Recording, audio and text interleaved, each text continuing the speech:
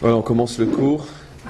On est aujourd'hui Rosh Chodesh Nissan, premier jour du mois de Nissan, qu'on appelle aussi le mois de la délivrance, Chag HaGeoula, Chodesh HaGeoula, et on est le 26 mars. Et donc automatiquement, puisqu'on est aujourd'hui Rosh Chodesh Nissan et que c'est peut-être l'un des jours les plus importants de l'année, et il est d'ailleurs autant mystérieux, autant caché qu'il est important, parce que bon, finalement, on ne sait pas tous à quel point ce jour est important. C'est pour ça qu'aujourd'hui, on ne va pas directement parler de la paracha, mais on va plutôt parler du jour, c'est-à-dire donc de Rosh Chodesh Nissan. Pourquoi je dis que ce jour est extrêmement important? Parce que ce jour évoque la première mitzvah qui a été donnée au Ham Israël, comme on le sait. On va aller doucement pour expliquer.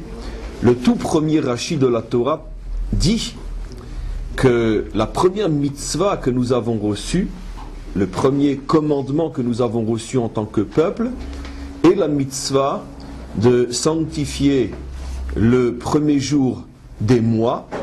Et cette mitzvah a commencé par le premier jour du mois de Nissan. C'est-à-dire, comme on le sait, on a la mitzvah donc de Rosh Chodesh, la mitzvah donc qui s'appelle la tête du mois, qui a pour but de sanctifier, on va bien sûr essayer de comprendre ce que ça veut dire, de sanctifier le premier jour de chaque mois. Et le premier mois où cette mitzvah a été donnée a été le mois de Nissan, notre mois, donc ce jour, aujourd'hui, qui a été choisi pour être le premier des mois de l'année lunaire. Car comme on l'a déjà vu des milliers de fois, le peuple juif avance en même temps sur deux jambes, c'est-à-dire sur deux calendriers, l'un solaire et l'un lunaire. Les 365 jours de l'année qui commencent le premier jour du mois de Tishré et qu'on appelle donc la fête de Rosh Hashanah, et les 354 jours du calendrier lunaire qui commencent aujourd'hui, le premier jour du mois de Nissan. Il y a 11 jours en gros de différence entre le calendrier lunaire et le calendrier solaire, et c'est pour ça que grâce à de on pourrait dire, complexes et très profonds calculs, les maîtres d'Israël réajustent constamment le calendrier lunaire au calendrier solaire, en rajoutant globalement, il y a d'autres choses qui sont faites aussi, mais globalement, tous les plus ou moins 3 ans, on rajoute un mois, le 13e mois de l'année, puisque en 3 ans, on perd plus ou moins 30 jours, la lune sur le soleil. Donc en rajoutant un mois, le 13e mois qui est le 2e mois de Hadar, donc 2 fois Hadar, on arrive plus ou moins à réajuster donc les deux calendriers, le lunaire et le solaire. Alors on a déjà eu l'occasion d'expliquer à de nombreuses reprises ce que signifient ces deux calendriers, pourquoi on avance à la fois sur le cycle lunaire et à la fois sur le cycle solaire. C'est pas directement le sujet aujourd'hui. Aujourd'hui, on va plutôt s'intéresser à cette première mitzvah qui a été donnée. Donc, Rashi met en évidence, le tout premier Rashi de la Torah, encore une fois, que la première mitzvah qui a été donnée au peuple juif a été la mitzvah, je me répète, de sanctifier le premier jour des mois. Et cette mitzvah a été donnée pour la première fois au sujet du Rosh Chodesh Nissan. Donc on pourrait dire qu'aujourd'hui, ce jour évoque la toute première mitzvah qui a été donnée au peuple juif. Alors tout de suite, on peut se poser la question, comment première mitzvah? On avait déjà eu apparemment d'autres mitzvot avant celle-là. On avait reçu la circoncision, on avait reçu l'interdiction de manger du nerf sciatique, etc. Et quantité d'autres choses. Quantité non, mais en tout cas, plusieurs autres choses. Alors bien sûr, la réponse est simple. On parle ici de la première mitzvah donnée au peuple juif. C'est-à-dire que la première fois qu'il y a un peuple juif, avant il n'y avait pas de peuple juif. Il y avait des pères, des mères, ce qu'on appelle les pères et mères fondateurs. C'est à un père qu'a été donnée la mitzvah de la circoncision. De même, après il y a eu au plus une tribu, une famille, les 12 tribus d'Israël. C'est-à-dire donc une famille, mais ce n'était pas encore véritablement un peuple. Le peuple, comme on le sait, ne va se former véritablement qu'en Égypte. Et donc, le peuple, en tant qu'entité nationale, n'avait jamais encore reçu une mitzvah qui le concerne lui en tant que peuple. Et donc la première mitzvah qui le concerne en tant que peuple, c'est la mitzvah de Rosh Chodesh. Alors, c'est dire, et c'est ce que Rashi veut mettre en évidence, à quel point c'est fondamental de comprendre ce qui se cache derrière cela, pour plusieurs raisons. Première raison, on sait, il y a un principe fondamental dans notre Torah, chaque première chose contient en puissance tout ce qui va venir par la suite. Comme une graine qui contient l'arbre, comme une semence qui contient l'humain, ce qu'on appelle le réchit, c'est d'ailleurs pour ça que la Torah commence par le mot Bereshit, qu'on traduit vulgairement et faussement par au commencement, mais qui signifie, comme on le sait en hébreu, le fondement. C'est-à-dire donc le réchit et le fondement. Tout commence toujours par un fondement. Le monde a été créé sur le principe d'une graine, d'une racine, d'une source avec ce qui suit après. Et la source, la graine, c'est toujours ce qui est évoqué en premier. Donc, puisque la première mitzvah qui a été donnée à Israël est la mitzvah de Rosh Chodesh, on comprend donc que cette mitzvah est censée contenir toute la Torah. C'est-à-dire que si tu veux comprendre ce qu'est la Torah, comprends ce qu'est la mitzvah de Rosh Chodesh. Puisque, étant la première mitzvah qui est donnée, automatiquement, d'après ce qu'on a expliqué, elle contient l'esprit, le sens, l'essence de toute la Torah. Donc immédiatement on doit se poser la question, pourquoi cette mitzvah est censée contenir l'essence de tout le judaïsme, de toute la Torah? Qu'est-ce que cette mitzvah de sanctifier le premier jour du mois a de spécial pour être choisi comme étant la tête, comme il est dit, Achodesh Hazeh Lachem Rosh? C'est-à-dire que donc le choix du premier jour, le choix de la sanctification du premier jour du mois va nous amener à la tête, Rosh. Comme on dit Rosh Hashanah, il y a la tête de l'année, il y a la tête des mois. Donc cette mitzvah a la capacité de dévoiler la notion de roche, de tête qui contient tout le reste, qui contient toute la Torah. Donc ça c'est la première question qu'il faut comprendre. Il y a en vérité plusieurs dizaines de questions, mais on va en évoquer qu'une ou deux plutôt. Deuxième question, on sait sur le plan historique que cette mitzvah, à la différence de toutes les autres qui ont été données au peuple juif, nous a été donnée le premier jour du mois de Nissan, c'est-à-dire 15 jours avant la sortie d'Égypte. C'est-à-dire que nous étions encore pas véritablement esclaves, parce qu'on était déjà pratiquement à la fin des 10 Makot, on était très précisément avant la dernière Makkah, avant ce qu'on appelle Makat Bechorot, avant la mort des premiers-nés, et on sait, d'après notre tradition, que on peut dire l'esclavage dans ce qu'il a, on pourrait dire de dur et de terrible, a cessé dès la première Makkah, dès la première plaie. Et globalement, les plaies se sont étalonnées sur 1 an. Donc le peuple juif n'était plus, on pourrait dire, esclave sur les chantiers en train de faire des pyramides, mais il était toujours en exil, il était encore, donc il n'était pas sorti. Et en plus, on était encore à plus de 3 mois, presque 4 mois du don de la Torah. Alors la question qui se pose, c'est bien sûr pourquoi cette première mitzvah qui contient toutes les autres est donnée alors que le peuple juif n'est pas encore sorti d'Égypte. On se serait attendu à ce que la première mitzvah qui contient toutes les autres soit donnée sur le mont Sinaï au moment où on reçoit, on pourrait dire, la Torah. Pourquoi cette coupure, la tête, la racine, la source, la graine est donnée lorsqu'on est encore en Égypte et l'arbre qui va pousser, lui, est donné sur le mont Sinaï une fois qu'on est sorti d'Égypte? C'est la deuxième question. Et la troisième question, c'est comme je l'ai remarqué, comme je vous l'ai fait remarquer au début du cours, mitzvah rishona shenitna le Israël, la première mitzvah qui a été donnée à Israël, c'est-à-dire c'est une mitzvah qui concerne la nation juive, pas l'individu, parce que des mitzvahs qui concernent l'individu, il y en avait déjà qui avaient été données, comme la mitzvah de la Brit Mila qui a été donnée à Abraham. Il y a d'autres mitzvahs qui concernent l'individu. Mais cette mitzvah, on pourrait dire, est une mitzvah de nature nationale. Shenitna le Israël. C'est pour ça qu'elle ne pouvait pas être donnée avant que commence à se former le peuple juif. Donc ce qu'on va devoir comprendre, j'espère qu'on pourra le faire aussi, c'est de voir quelle est la dimension, on pourrait dire, nationale qu'il y a dans la mitzvah de Rosh Chodesh. Et on commence après avoir donc posé ces 3 questions. Alors bien sûr, je tiens à préciser qu'on ne va même pas voir la goutte de la goutte de la goutte de l'océan, parce que comme c'est une mitzvah qui contient toute la Torah, vous imaginez qu'on peut en parler pendant plusieurs années-lumière. Mais en tous les cas, à notre petit niveau, on va dire la chose suivante. On sait très bien que la première lettre de la Torah est la lettre Bet, Bereshit, qui a pour valeur numérique 2. Pourquoi 2?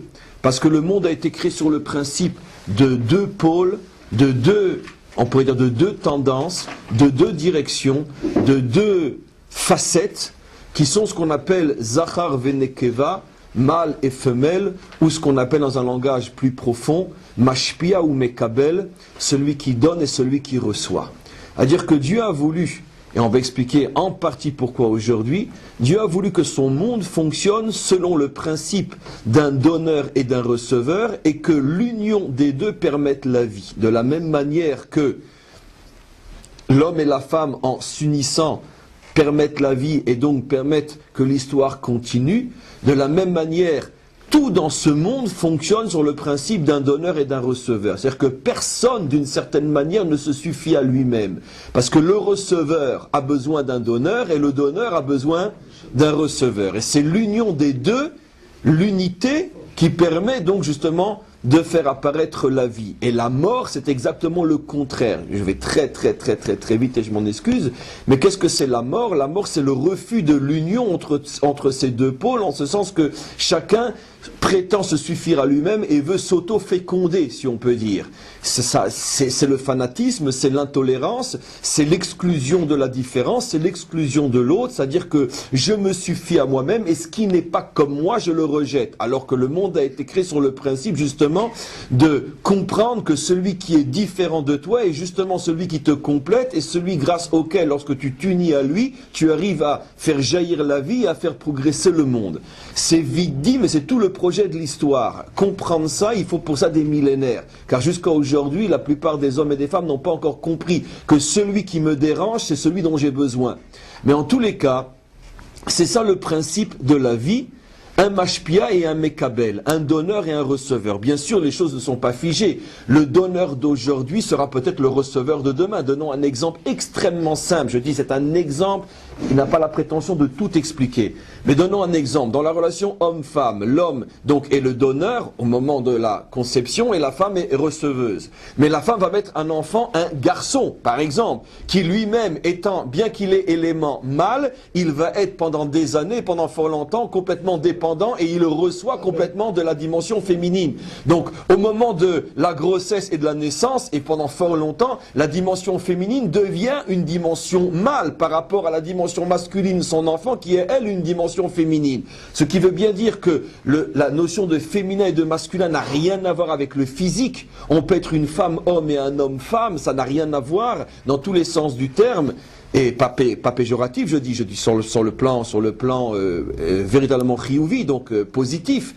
Ça dépasse bien sûr les limites du corps, ça dépasse les limites du physique, c'est une notion.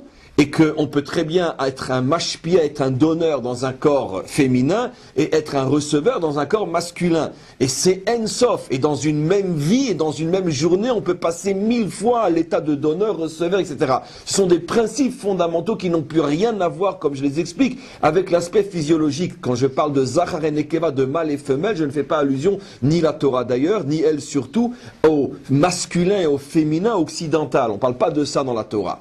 Donc, on va aller un petit peu plus loin. Ce principe du masculin et du féminin se retrouve dans tous les aspects de la création.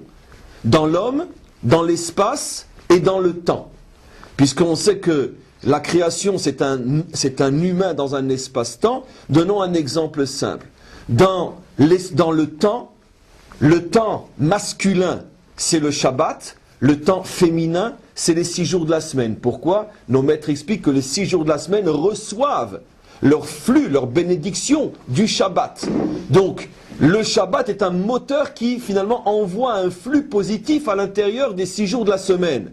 Tu respectes Shabbat, tu fais passer la bénédiction du Shabbat à la semaine. Tu ne respectes pas Shabbat, tu es dans une semaine sans bénédiction. C'est-à-dire que même si tu as plus ou moins une réussite matérielle, on le sait, on l'a déjà expliqué des millions de fois, elle est sans bénédiction cette réussite, c'est-à-dire qu'elle ne va pas t'apporter le bonheur. Tôt ou tard, elle se transformera en poison. Donc, le Shabbat est véhicule, d'une certaine manière, toutes les énergies positives de l'existence dans le temps. Donc, on a trouvé quel élément masculin, quel élément féminin dans le temps.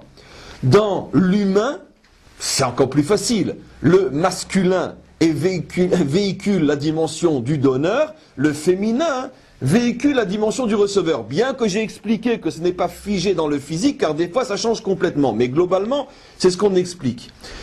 De la même manière, au niveau des peuples, il y a des peuples donneurs, il y a des peuples receveurs. Nachon, plus ou moins aujourd'hui, disons que, allez, globalement, avec toutes les nuances et toutes les faussetés et les vérités, les États-Unis sont plus ou moins un peuple donateur et disons que le tiers-monde est un peuple receveur. On peut dire que c'est complètement faux, peu importe, mais globalement. Dans l'espace, on a aussi, bien sûr, dans l'espace, deux astres qui sont le symbole, et là on arrive directement à ce que je veux dire, deux astres qui sont le symbole du donneur et du receveur, le soleil et la lune. Le soleil est le symbole de l'astre qui donne, et la lune est le symbole de l'astre qui reçoit. Au niveau du soleil et de la lune, on ne peut pas avoir un modèle plus parfait de ce qu'on explique. C'est pour ça que c'est le modèle qui va être choisi tout le temps par les maîtres d'Israël pour représenter tout ce qu'on a commencé à expliquer. Parce que l'homme et la femme, et vous voyez bien qu'en le disant, j'hésite de le dire parce que c'est pas aussi clair que ça. Combien de femmes sont des donneurs et des hommes des receveurs et les choses évoluent, les choses changent et ça veut rien dire. L'épouse qui est receveuse aujourd'hui, elle est mère demain, donc elle est donneur, etc., etc. Mais globalement, c'est vrai, mais c'est ce qu'on appelle métouche-tâche. C'est pas véritablement visible à 100%. De la même manière, dans le temps, nous disons que le Shabbat, c'est lui qui remplit, bénit, renforce les jours de la semaine. Mais ça, on le dit parce qu'on a la foi de le dire, mais c'est pas une chose que nos yeux peuvent véritablement vérifier, prouver mathématiquement. Donc ça reste, on pourrait dire, une affirmation ô combien juste, mais dans le domaine de la foi. Le seul endroit où on voit, même avec les yeux les plus nuls, que effectivement ça fonctionne comme ça, c'est le soleil et la lune. La lune n'a aucune lumière propre, la lune ne fait que recevoir et refléter la lumière qu'elle reçoit du soleil, et donc elle est handicapée par rapport au soleil, qu'elle n'a pas sa propre lumière, elle est complètement dépendante du soleil, et de plus, non seulement elle ne peut briller que si le soleil lui donne de la lumière, mais en plus elle ne peut briller que quand Monsieur le Soleil a cessé de régner, c'est-à-dire quand il va dormir.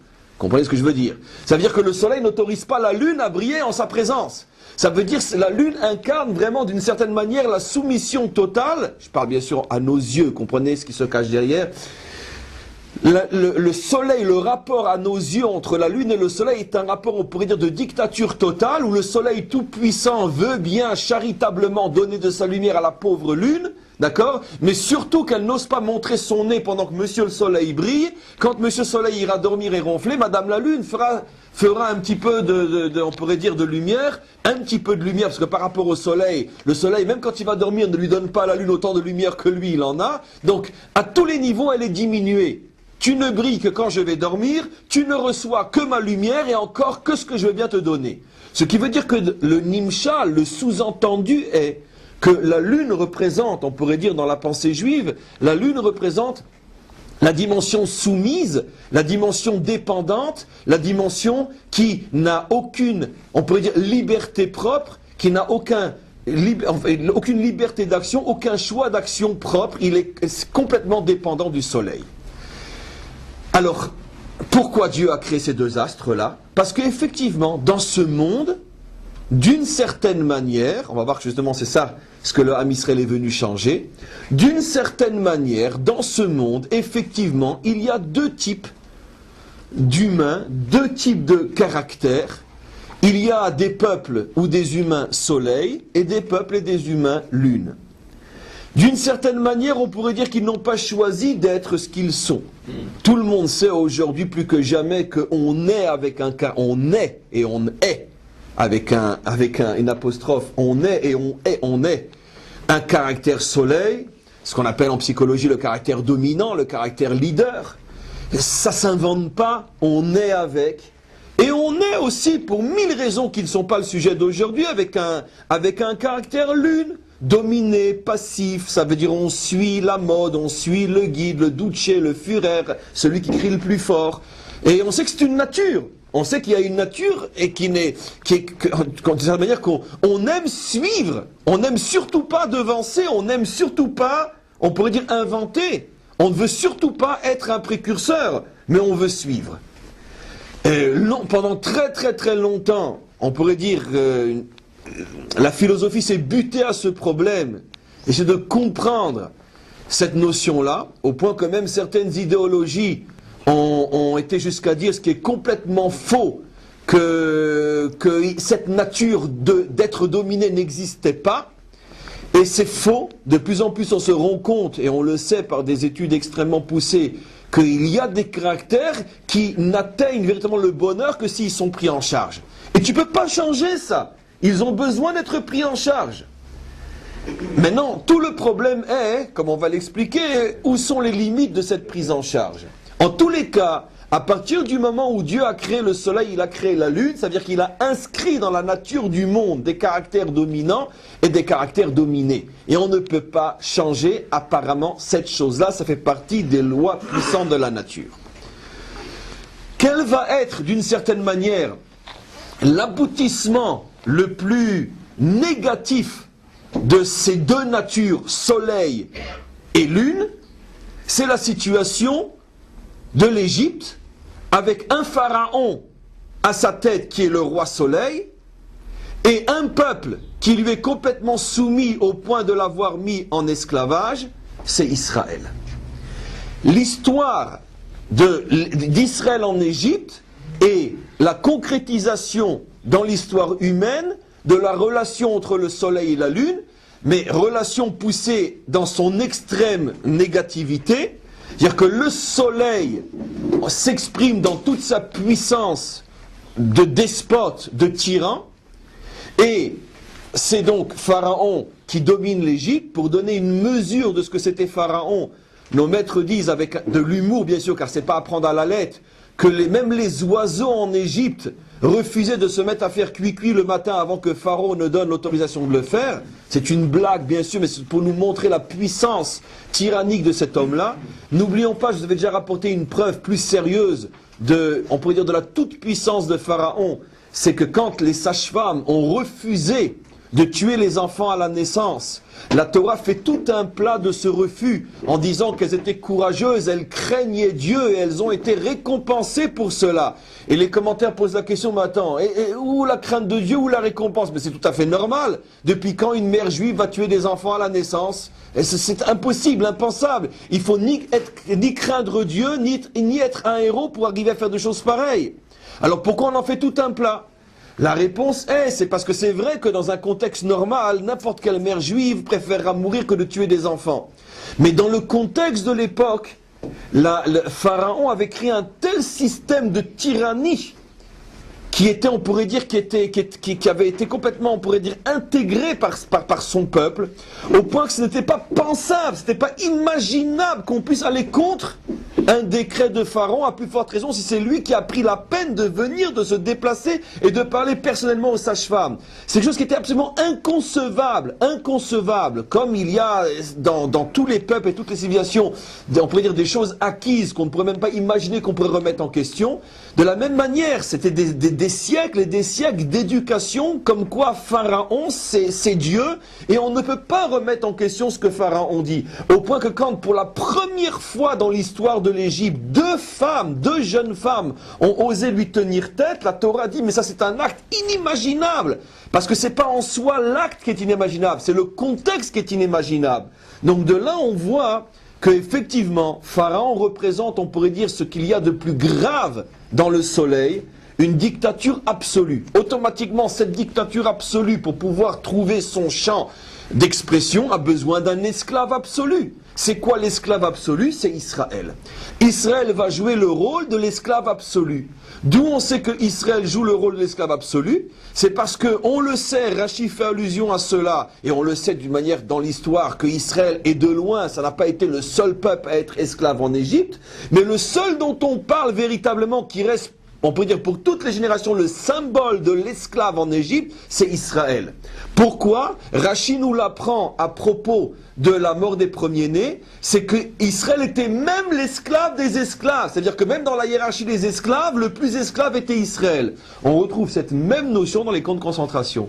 Il n'y avait pas que des juifs, surtout mais pas que, il y avait des tziganes, il y avait des résistants, il y avait tout ce que vous voulez, il y avait des témoins, il y avait pas mal de monde dans les camps, mais en bas de l'échelle, le plus esclave des esclaves était bien sûr le juif comme d'habitude. Donc, on voit que cette notion de l'esclave à l'extrême et du maître à l'extrême sont représentés encore une fois par Pharaon et Israël. Alors on va maintenant avancer un petit peu. Pourquoi c'est comme ça? Pourquoi c'est comme ça finalement? Alors le fait est, c'est que j'ai déjà expliqué ce que je vais dire dans d'autres domaines et vous allez tout de suite comprendre ce que je veux dire. Vous savez que les maîtres de la Kabbalah expliquent que bien que la Torah est au-dessus des astres, c'est-à-dire que les forces qui sont contenues dans la Torah sont plus fortes que toutes les forces du déterminisme de ce monde, malgré tout, il existe des forces dans ce monde, des forces naturelles, des forces qui agissent et qui influencent ce monde, comme les vents, comme toutes ces choses-là, et des forces plus subtiles, plus spirituelles que nos yeux ne voient pas, mais qui existent. En particulier, comme on le sait, les astres ont une influence aussi énorme sur ce qui se passe sur Terre. Ça n'a rien à voir avec l'astrologie d'aujourd'hui, car cette science des astres, comme j'ai fait déjà plusieurs cours à ce sujet-là, a été pratiquement complètement perdue dans nos dernières générations, parce qu'on n'y croit plus vraiment, etc., ou parce qu'on a plus l'intelligence pour capter ces choses-là. Mais puisque la Torah en parle, c'est que forcément ça existe. Et donc, il y a un phénomène extraordinaire qui est, on pourrait dire, révélateur de l'esprit de la Torah, comme on va voir aujourd'hui, c'est le phénomène du Shabbat. Nos maîtres disent que non seulement chaque mois a son astre, avec son influence spécifique, mais chaque jour aussi a son astre à l'intérieur du mois, avec son influence spécifique. Et il y a des astres neutres, des astres qui n'ont ni bonne ni mauvaise influence, des astres qui ont une très bonne influence et des astres qui ont une très très mauvaise influence. Parmi les 7 jours de la semaine, l'astre qui a la plus mauvaise influence, ça veut dire que sur Terre, si on est prisonnier de ce déterminisme, ça va se traduire par, disent les maîtres de la Kabbalah, des colères, des angoisses, un manque de repos intérieur, un énervement constant. C'est l'astre qui brille le samedi. Je dis samedi volontairement. L'astre du samedi est l'astre le plus négatif de la semaine. Regardez ce que fait la Torah. Elle choisit volontairement, ou plutôt c'est le contraire, parce que Dieu savait qu'il choisirait le Shabbat, le 7e jour de la semaine, pour être le symbole du bonheur véritable, intérieur, profond, de la plénitude totale, de la paix, du shalom, du repos, de tout ce qui est contraire à cet astre-là. Qu'est-ce qu'a fait Dieu? Il a mis le samedi sous les influences naturelles les plus terribles, les plus négatives, et après il a donné le Shabbat pour prouver que le Shabbat provient d'un monde dont les forces sont beaucoup plus puissantes que toutes les forces de ce monde matériel. Et le Shabbat vient briser, on pourrait dire, le déterminisme du samedi et transforme le samedi en Shabbat. Et donc ce qui normalement aurait dû être un jour terrible, le dernier jour de repos de la semaine, normalement c'est le samedi. D'ailleurs, c'est un petit peu un Pélé, mais je veux dire, mais bon, c'est vraiment... je ne veux pas fonder ce que je dis sur ce que je vais dire maintenant, mais en tous les cas, le samedi, plus ou moins dans le monde, est aussi un jour où on sait c'est un jour de commission, c'est un jour de magasin, c'est un jour de course, c'est un jour de commerce intense, de vie intense le samedi. Pourquoi? Parce qu'il est soumis à cette force astrale d'activité matérielle énorme. On sait très bien que l'angoisse numéro 1 des juifs commerçants dans le monde, c'est le samedi. Qu'est-ce qu'on fait? Ça a été à 99,9% la raison pour laquelle les juifs n'ont pas pu ou n'ont pas voulu, peu importe, respecter le Shabbat en exil. C'est parce que c'est le meilleur jour de la semaine. Donc c'est pas un hasard. Comment se fait-il que le bon Dieu s'arrange pour nous donner un Shabbat, alors que le bon Dieu savait très bien que dans l'histoire, ça allait être le jour par excellence où il ne faut surtout pas fermer son magasin. Parce que c'est justement ça. Le samedi est un jour qui est soumis à des forces naturelles, des forces matérielles énormes. Ça se concrétise dans l'histoire sans que les hommes en soient conscients par une activité matérielle intense. Et c'est justement ce jour-là que Hachem nous donne le Shabbat pour montrer qu'il existe une dimension qui est plus forte que la nature et qui va non seulement briser ces forces-là, mais les transformer au point de les amener au contraire de ce qu'elles étaient au départ. Le jour de, on pourrait dire, de tension, le jour de colère va devenir le jour de joie et le jour de repos. Donc on voit qu'il y a une intention ici profonde. C'est de briser et de faire arriver à sa nature contraire un déterminisme X du départ. On retrouve cette même notion, rappelez-vous, pour ceux qui ont déjà écouté un petit peu la notion que je vais dire dans un autre cours, la raison pour laquelle c'est le mois de Nissan qui a été choisi pour être le mois de la sortie d'Égypte. Et pourquoi le 15 du mois de Nissan? Exactement la même histoire. Les maîtres de la Kabbalah et du Zohar expliquent que chaque mois est soumis à un astre spécial avec son influence, et chaque peuple a à l'intérieur des 12 mois de l'année un mois astral qui lui est propice, en ce sens que c'est ce mois-là qu'il puise toutes les forces de son idéologie, de sa civilisation, de ses forces matérielles, politiques, économiques, morales et spirituelles. Ça veut dire c'est sa yénika, c'est sa matrice, c'est sa mamelle duquel il puise toutes ses forces. Alors figurez-vous que le mois qui était, on pourrait dire, le mois fondamental, réservoir de toutes les forces de l'Égypte, était le mois de Nissan. Et les astrologues, les savants, les astrologues égyptiens savaient que c'est ce mois-là qui, de tous les mois de l'année, est celui qui est le plus propice à exprimer, renforcer la puissance de l'Égypte. Et donc, comme un mois, son jour le plus fort, c'est forcément le 15 du mois, le jour où la lune est pleine, le jour le plus fort pour l'Égypte était le 15 du mois de Nissan. Ça veut dire que s'il y avait bien un jour dans l'année où il ne fallait surtout pas espérer pouvoir sortir d'Égypte, c'était quand? C'était le 15 Nissan. C'est ce jour-là que Hachem va choisir pour briser le déterminisme de l'Égypte, pour mettre l'Égypte à genoux, pour lui montrer qu'il existe quelque chose de plus fort encore que le 15 Nissan égyptien. C'est le 15 Nissan d'Israël qui va devenir pour toutes les générations le symbole de la mise à genoux de l'Égypte, c'est-à-dire plus profondément le symbole de la mise à genoux du culte du déterminisme naturel. Où à ce moment-là se dévoile qu'il existe au niveau de la Torah quelque chose qui est beaucoup beaucoup plus fort. Après qu'on ait compris et le Shabbat et le mois de Nissan, revenons à Israël.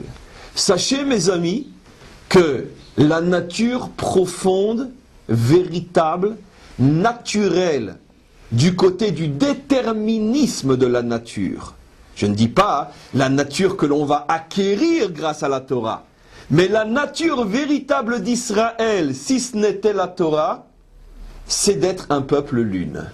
C'est-à-dire une nature de soumis, de vaincu et d'exilé. C'est dur à entendre, c'est 100% vrai, je vais vous le prouver. On le voit d'une manière extraordinaire.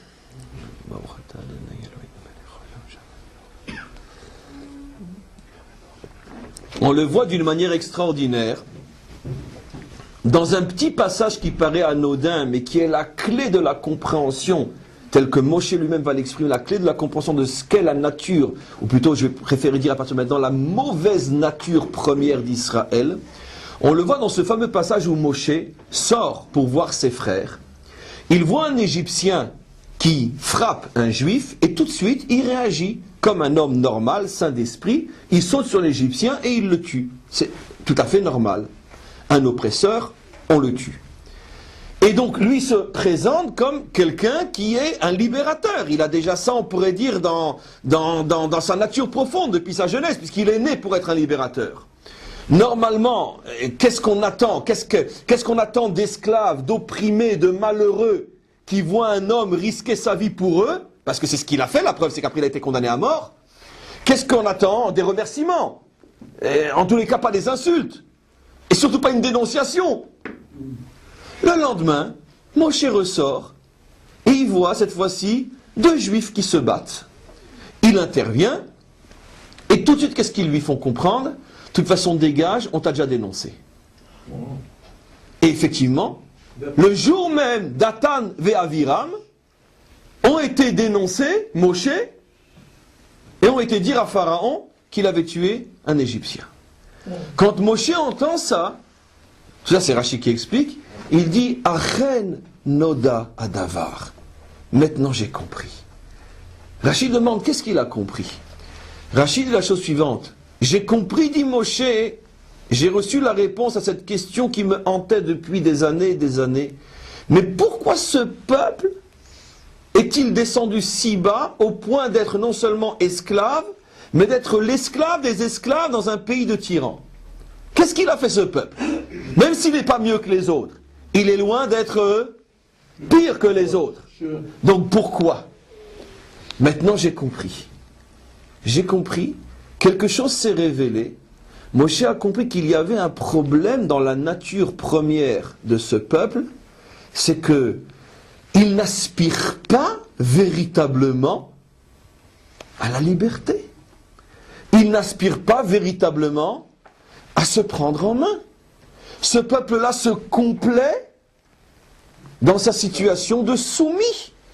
Ce peuple-là accepte et s'accommode d'être esclave. La preuve, c'est que quand je viens pour les libérer, ils ne trouvent rien d'autre à faire que de me dénoncer.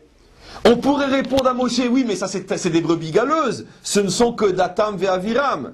On sait très bien que tout phénomène rapporté dans la Torah est révélateur d'une vérité absolue, sinon la Torah n'en parlerait pas. La Torah ne parle jamais de petits potins de France Dimanche ou de Paris Match. La Torah révèle des problèmes fondamentaux qui concernent l'essence même de l'humain et de l'histoire. Donc si la Torah rapporte cette anecdote, ce qui veut dire qu'elle est de portée nationale et que c'est ce que Moshe, qui était déjà bien sûr un homme immense au niveau de sa compréhension des choses et du monde, Moshe comprend que ce phénomène de la délation est un phénomène qui révèle une nature soumise profonde. Et qu'est-ce qui se passe ici? Maintenant, il dit, je comprends. Comment ce peuple en est arrivé à se laisser soumettre au point de devenir l'esclave des esclaves? C'est que ce peuple-là fait partie de la dimension lune. Ce peuple-là est un peuple lune. Mais dans la lune, il y a différents degrés. Il y a la pleine lune, il y a le quart de lune, le zéro lune. Et il y a aussi effectivement le zéro lune, c'est-à-dire le moment, le dernier jour du mois où elle n'a même plus de lumière. C'est-à-dire que le soleil refuse de lui donner sa lumière. C'est-à-dire même la charité que le soleil lui fait pendant 29 jours, ce jour-là, il ne lui fait plus. C'est-à-dire que dans le phénomène lune, il y a des peuples plus ou moins lunes. Et Moshe comprend, mes amis, que la nature profonde d'Israël s'enracine dans le dernier jour du mois de la lune. Je sais que ça paraît fou, ce que je suis en train de dire. Mais en vérité, c'est fou parce que il y a toute une autre dimension, mais ce que vous devinez déjà qu'on va expliquer, qui est tout le cours d'aujourd'hui. Et puis parce que c'est difficile d'admettre ça, mais les faits sont là pour le prouver jusqu'à aujourd'hui. Le fait qu'aujourd'hui, pour ne prendre que cet exemple-là, il y a encore 1, 2, 3, 4, 5, 100, 200, 300, 1000, 2000, 3000, 4000, 5, 6, 700 000... peut-être 6, 7, 10 millions de juifs qui ne sont pas encore revenus en Israël, ça veut bien dire qu'on est un peuple lune. Attends, quand les portes sont ouvertes, quand c'est un billet d'avion et quelques difficultés, tu peux revenir sur ta terre attendue depuis des millénaires, tu vas continuer à te mentir à toi-même dans quelques jours et tu vas dire les Shana à Bab Yerushalayim mais tu continues à prendre le métro à Paris. Donc ça veut dire que tu es vraiment un exilé. Donc tu ne comprends pas. Donc ça c'est un exemple simple. Mais attention, nous, on n'a pas à faire le malin devant eux. Pourquoi? Parce que nous aussi, même nous, sur notre terre à Jérusalem, par rapport à tout ce qu'on sait, qu'on pourrait et devrait faire, et qu'on ne fait pas, parce que qu'est-ce que vont dire les Américains, qu'est-ce que va dire ma soeur, qu'est-ce que va dire ma tante, qu'est-ce que et que finalement on continue même sur notre terre à vivre comme dans un ghetto, à toujours se demander mais qu'est-ce que pense le grand Seigneur, est-ce qu'il me permet de respirer, oui ou non? Donc c'est encore une manière de dire que de toute façon, qu'on ne fasse pas le malin sur ceux qui vont dire les Shana Abba en plein Paris. Parce que de toute façon, à notre niveau, on n'est pas beaucoup mieux qu'eux. On est globalement, nous tous, les Juifs, un peuple qui constamment lève la tête comme l'esclave vers son maître. Je peux, monsieur, je peux respirer, j'ai le droit de me défendre. Après 6000 missiles qu'on nous a tirés de la bande de Gaza, j'ai le droit de rouspéter, j'ai le droit. Donc, on est véritablement un peuple absolument incroyable. Parce qu'on ne peut pas expliquer notre nature autrement. Parce qu'aucun peuple ne fonctionne comme nous. N'importe quel peuple qui est dans son droit se défend et envoie zuter le monde entier. D'accord? N'importe quel peuple exilé depuis des millénaires et qui a perpétué le souvenir de son exil. Je ne parle pas de ceux qui ont oublié, mais qui feraient Pessar pendant 2000 ans. Maintenant, ça y est, c'est un billet d'avion, c'est 400 €. Mais viens déjà. Mais non, mais tu comprends le travail, les affaires, mais ça veut dire quoi? Ça veut dire donc que quoi? que la véritable raison, la seule raison possible, c'est que tu es fondamentalement un exilé. Seulement, il n'y a pas que toi. Moi aussi, à Jérusalem, je suis un exilé. Parce que je suis aussi un exilé en ce sens qu'à chaque fois que je veux respirer, je demande aux Américains si j'ai le droit de le faire. Donc, d'une manière ou d'une autre, on est tous des exilés. C'est ce que Moshe comprend. Dieu a créé sur terre un peuple, l'une, qui est le plus l'une des lunes. Et pourquoi il a fait ça? La réponse est simple.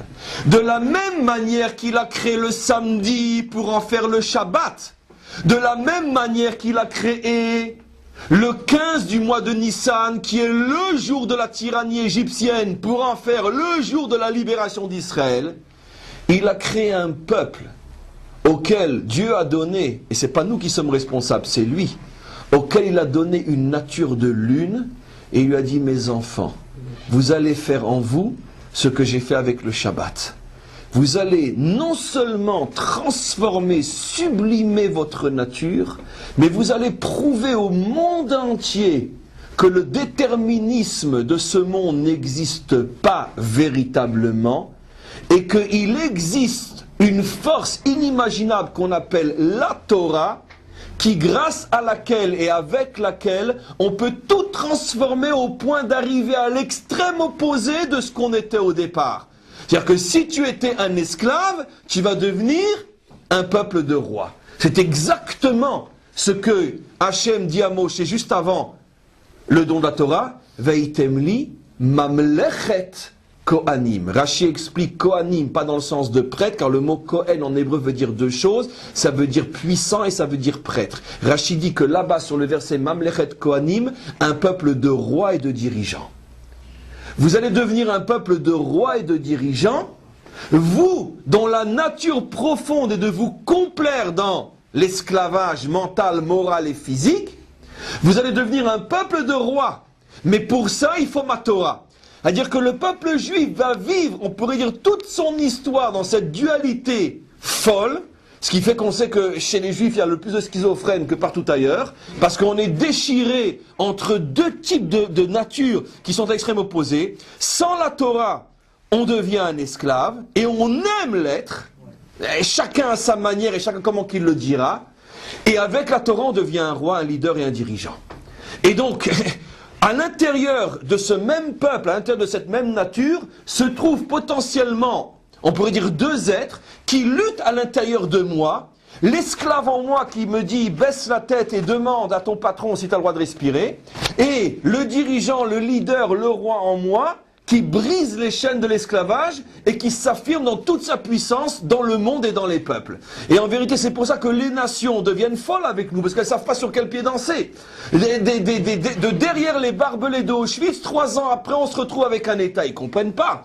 De ce peuple qu'on pensait être un peuple de lâche, de faible, de tout ce que vous voulez, juste bon à transformer en cendre et en savon, on retrouve en quelques années l'armée la plus puissante du monde, la plus capable du monde. Mais comment c'est possible dans le même peuple? C'est pour ça qu'ils disjonctent avec nous, ils ne comprennent pas.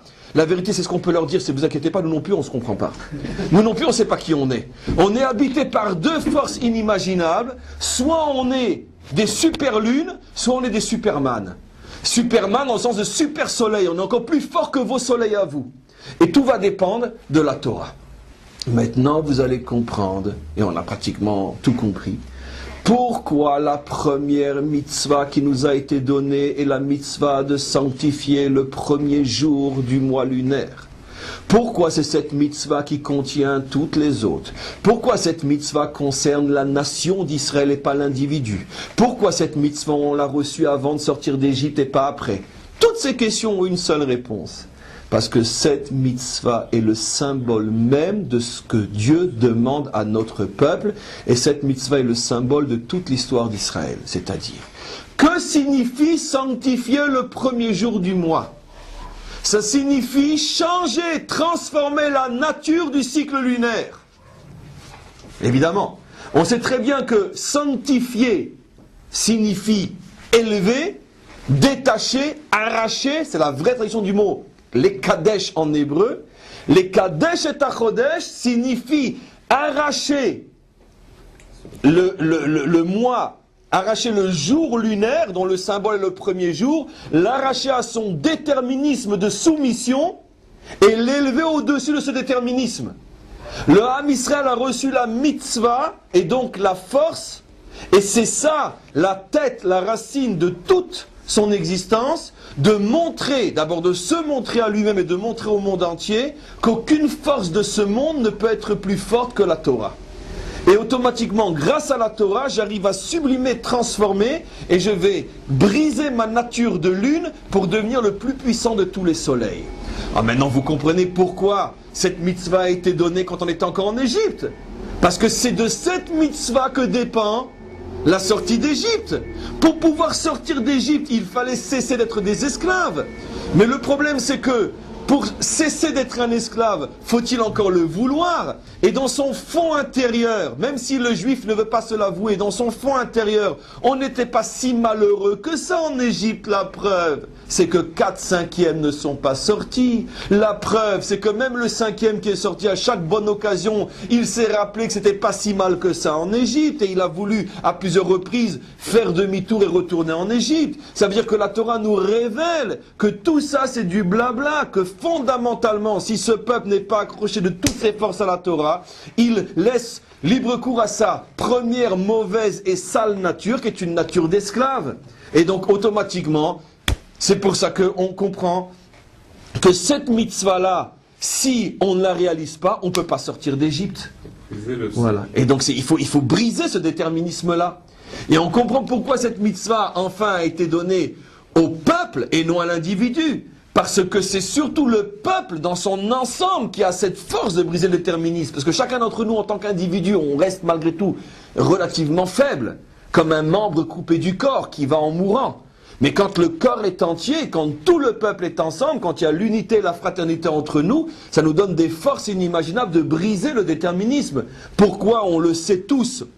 Sans rentrer dans les détails, pourquoi on sait tous que depuis qu'on est ici, on a des forces énormes qu'on n'avait pas en Chutz La'aretz? Pourquoi c'est comme ça? Tout simplement, entre autres, à part la sainteté de la terre qui nous purifie, mais c'est parce qu'on vit une histoire de peuple. Quand on était à Paris, à Marseille ou à New York, peu importe, on était des individus, on était des communautés, on était des membres coupés d'un corps, donc on n'avait pas de vie. Aujourd'hui, on participe à l'histoire d'un peuple et automatiquement, chacun d'entre nous cesse d'être un individu et l'élément d'une nation, et ça donne à chacun d'entre nous des forces inimaginables. Et c'est pour ça qu'aujourd'hui, on est beaucoup plus fort qu'on l'a été avant.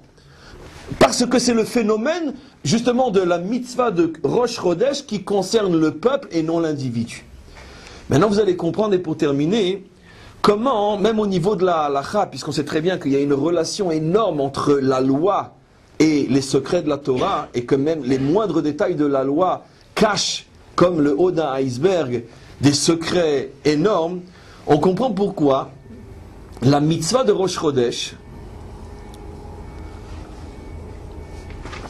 est la seule mitzvah pour laquelle la Torah autorise le témoignage de deux parents, comme deux frères, ensemble. J'explique. Vous savez que à l'époque du temple, à l'époque du Beth Amikdash, comment on décrétait le nouveau jour du mois, deux témoins voyaient, apercevaient, on apprenait bien sûr, aujourd'hui on ne le fait plus parce qu'on n'a plus besoin, parce que c'est plus la halakha, puisqu'il n'y a plus le Beth Amikdash, le temple, mais on apprenait aux enfants à reconnaître, on pourrait dire, la forme de la lune le premier jour du mois, et donc dans les écoles très tôt, tout le monde savait repérer, on pourrait dire, ce à quoi ressemble un début de mois, et les premiers deux témoins qui voyaient le jour qui est censé, parce qu'on savait plus ou moins, on connaît le cycle de 29-30 jours, le jour qui était censé être le jour de Rosh Chodesh, le premier couple de témoins qui apercevait ce faisceau, montait à Jérusalem, si ce n'était pas à Jérusalem, peut-être qu'on l'a aperçu à Beersheba, à Ashdod, donc il montait à Jérusalem,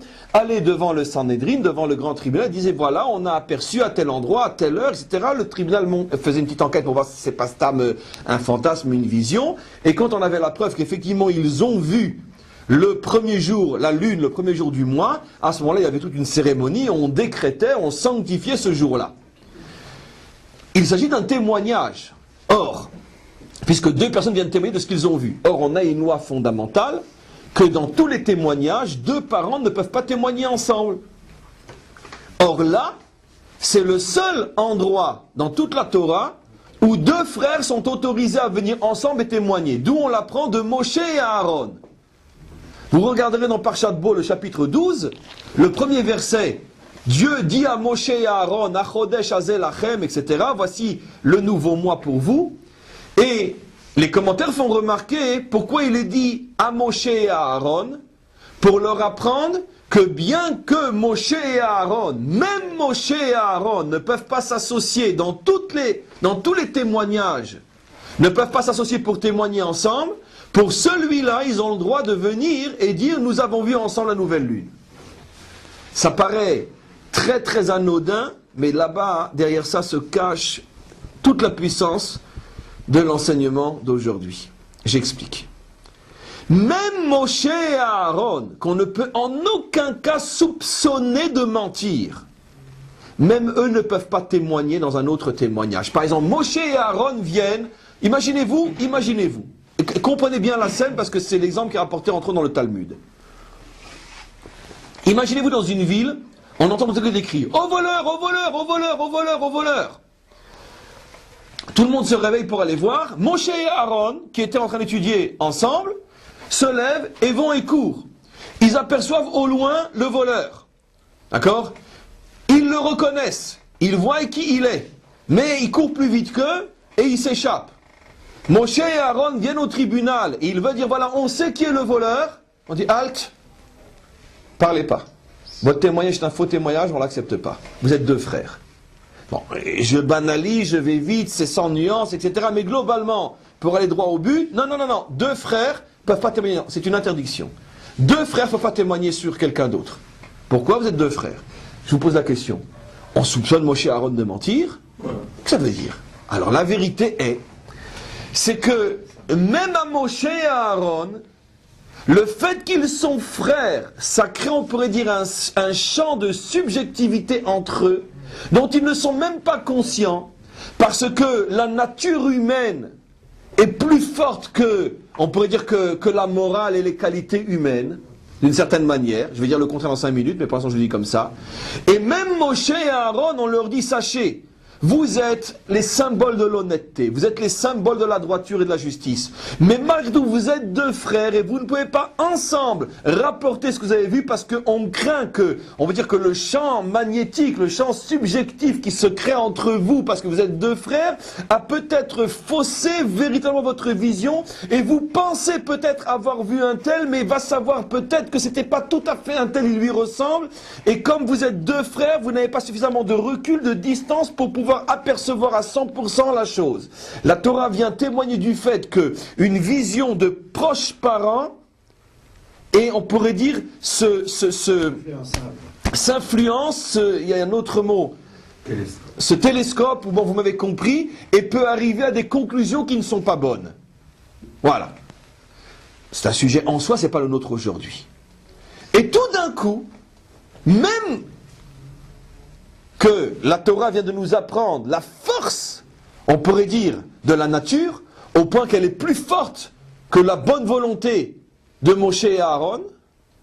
Quand il s'agit de Kiddush HaChodesh, Moshe et Aaron peuvent venir et dire, voilà, on était à Beersheba, on a aperçu là. Pourquoi dans ce cas-là ils peuvent? Pourquoi? Là aussi on devrait craindre, comme il y a une interférence, donc chercher une interférence, etc., et une anomalie, peut-être qu'ils n'ont pas bien vu, mais comme ils sont tous les deux ensemble, deux frères, psychologiquement, subjectivement, ils se court-circuitent leur vision, peu importe, X, Y, Z. Pourquoi on ne connaît pas ça ici? Non. Parce que la mitzvah qui est liée à la sanctification du premier jour du mois est une mitzvah qui est complètement au-dessus de la nature. Cette mitzvah vient révéler qu'il existe dans le peuple juif une force mystérieuse qui l'élève complètement au-dessus de la nature, au point que même deux frères cessent d'être, on pourrait dire des frères dans ce que la notion a de négatif par rapport à ce que j'explique. Au moment où les deux frères s'attachent à sanctifier la nouvelle lune, à ce moment-là se passe quelque chose qui les sublime, qui les élève au-dessus de leur propre nature, au point qu'à ce moment-là ils deviennent comme deux étrangers, c'est-à-dire qu'ils ont complètement, on pourrait dire, changé leur nature dans l'espace du temps qu'il faut pour se consacrer à cette mitzvah. Et pourquoi on nous apprend ces choses-là au moment de la sortie d'Égypte? Pour nous dire la chose suivante. sortir véritablement de l'exil, c'est aussi dur et en même temps aussi facile quand on a la bonne clé. C'est aussi dur que pour deux frères cesser d'être deux frères. Ça veut dire, ça demande un arrachement total à une nature extrêmement profonde. Et malgré tout, tu peux et tu dois y arriver. C'est ça le secret de cette mitzvah. Et le secret de cette mitzvah, c'est bien sûr la Torah. Ce qui veut dire que la conclusion est qu'aujourd'hui est un jour inimaginable. Aujourd'hui est un jour qu'on doit consacrer un peu plus que d'habitude à l'étude de la Torah, à toute chose qui nous permet de nous élever, parce qu'aujourd'hui, on reçoit non seulement toutes les forces dont on a besoin pour le mois de Nissan, en particulier pour Pessah, mais on reçoit aujourd'hui toutes les forces de l'année, toutes les forces spirituelles de l'année. Alors vous me poserez la question, alors quelle différence avec le premier jour du mois de Tishrei? La différence est extrêmement simple. Le premier jour du mois de Tishrei, que le premier jour du cycle solaire, on reçoit toutes les forces dont un homme a besoin pour vivre dignement à l'intérieur de ce monde naturel. Le premier jour du mois de Nissan, on reçoit toutes les forces dont on a besoin pour vivre dignement au-dessus de ce monde. On n'a pas toujours le besoin, la nécessité d'être au-dessus de ce monde.